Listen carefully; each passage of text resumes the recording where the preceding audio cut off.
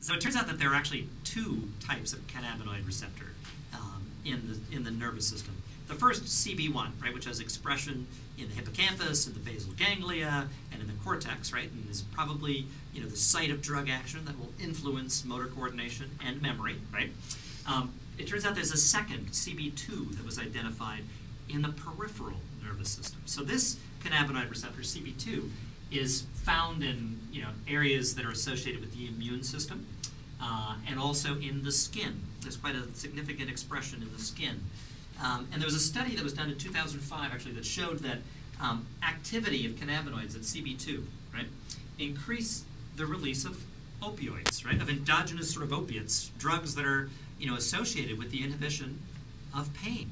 So this could be a mechanism, you know, by which marijuana, right, or the cannabinoids that are found in marijuana actually help to reduce your sense of pain, right? Your sort of chronic pain or pain associated with terminal illness, for example.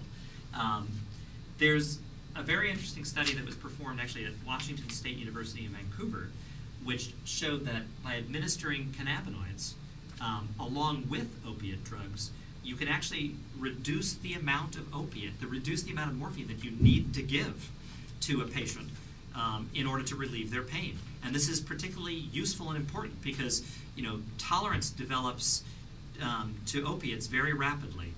So if you can get away with giving a patient less of an opiate drug, less morphine, by co-administering, you know, marijuana or co-administering these cannabinoids, that's a pretty beneficial and therapeutic finding.